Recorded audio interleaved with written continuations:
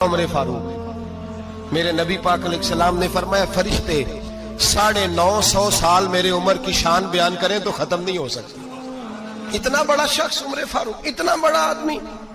ایک دن اعلان کیا عمر فاروق نے، لوگوں مسجد میں آؤ، بات کرنی ہے۔ امیر المومنین کا پیغام ہے، سارے مسجد میں آ جائیں۔ کھچا کھچ مسجد نبوی صحابہ سے بھر گئی، اور ایسا جب اعلان ہوتا تھا تو صحابہ دوڑ کے آتے تھے، شاید کوئی جنگ ہے، شاید کسی نے حملہ کر دیا ہے، شاید کوئی نئی بات ہے۔ دوڑے آئے لوگ، مسجد نبی کھچا کھچ بھر گئی۔ سیدنا فاروق اعظم رضی اللہ تعالیٰ عنہ منبر پہ بیٹھے، حضرت عبد الرحمن ابن عوف رضی اللہ تعالیٰ عنہ فرماتے ہیں کہ صحابہ تجسس کے دیکھ رہے ہیں کہ پتہ نہیں کسی طرف سے پیغام نہیں آ گیا، کوئی کافر حملہ نہیں کرنے لگا، اللہ جانے کیا ہوا ہے، بڑی پریشانی ہے۔ عمر بیٹھے، اللہ کی حمد کی، نبی پاک صلی اللہ علیہ وسلم پر درود پڑھا، اور پھر عمر فاروق بولے، فرمانے لگے میں جب مکے میں رہتا تھا نا تو کبھی گھر میں قحط آ جاتا تھا، کبھی قحط آتا تھا گھر میں، بکریوں کے دودھ خشک ہو جاتے تھے، گندم نہیں ملتی تھی، پانی نہیں ہوتا تھا، تو فرمایا میری اماں مجھے خالہ کے گھر بھیج دیتی تھی۔ قبیلہ بنو مخزوم، اس قبیلے میں میری خالہ کی شادی ہوئی تھی تو وہ مالدار لوگ تھے، ان کے پاس زیادہ بکریاں، زیادہ اونٹ، زیادہ گائیں، زیادہ کھیت تھے۔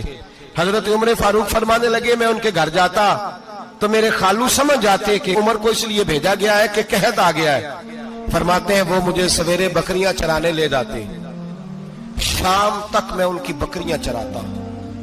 امیر المومنین عمر، ایک طرف مسئلہ یہ ہے کہ کیسر و کسرا کی دیواریں ہل رہی ہیں عمر کے نعروں سے، اور ادھر عمر منبر پہ بیٹھ کے خطبے دے رہے ہیں۔ فرماتے ہیں میں بکریاں چراتا، شام تک خالہ کے گھر جا کے مزدوری کرتا، اور فرماتے ہیں شام ہوتی تو ایک مٹھی کشمش مجھے دیتے وہ۔ آپ فرماتے ہیں میں بڑے قد والا تھا، ایک مٹھی کشمش ملتی ہے، کبھی ایک مٹھی کھجوریں، میں شام کو کھا کے سو جاتا۔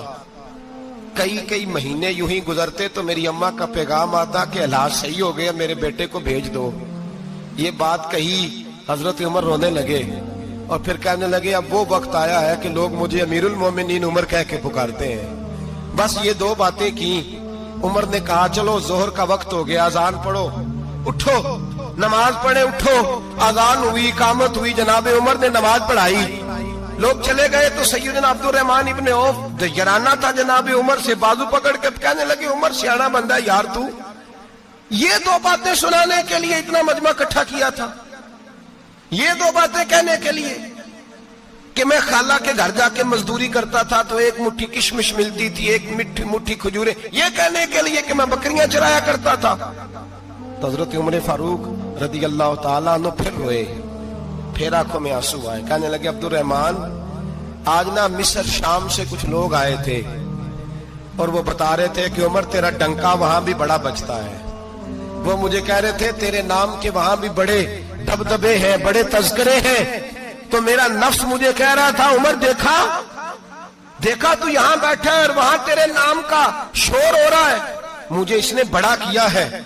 تو میں نے آج مصطفیٰ کے سارے غلام کٹھے کر کے اپنی اوقات بتا دی ہے، میں نے اپنی اوقات بتائی ہے کہ میں کچھ نہیں، کوئی شے نہیں، کوئی چیز ہی نہیں، اسی کسے تے کچھ نہیں جے لگ دے، نہ کوئی ساڈا دردی۔ میں نے بتایا ہے کہ میں تو کسی کے بکریاں چرا کے ایک مٹھی کشمش لے کے گزارا کیا کرتا تھا، اور یہ میرا آپ کا سب کا مشترکہ معاملہ ہے۔ میرے نبی پاک صلی اللہ تعالی علیہ وسلم نے صحابہ سے پوچھا تمہیں بتاؤں جنت کے بادشاہ کون ہوں گے؟ جنت کے عام لوگ نہیں، جنت کے، بولیے گا ذرا، جنت کے اللہ بادشاہ، جنت میں تو جانا بڑی بات ہے، اور حضور جنت کا بھی بادشاہ، ابن ماجہ میں لفظ ہے۔ تمہیں پتہ ہے جنت کے بادشاہ کون ہوں گے؟ تو میرے مصطفیٰ کریم صلی اللہ تعالی علیہ وسلم کے غلاموں نے کہا حضور ہمیں نہیں پتا۔ تو حضور نے فرمایا جنت کے بادشاہ وہ لوگ ہوں گے جنہیں دنیا میں کوئی بھی نہیں جانتا تھا، جن کے کپڑے سادے ہوتے تھے، جو غریب لوگ ہوتے تھے، جو سفارش کرتے تھے تو ان کی قبول کوئی نہیں کرتا تھا، جو کسی کے ساتھ جاتے تھے تو ان کو مانتا کوئی نہیں تھا، وہ جنت کے بادشاہ ہوں گے، بادشاہ۔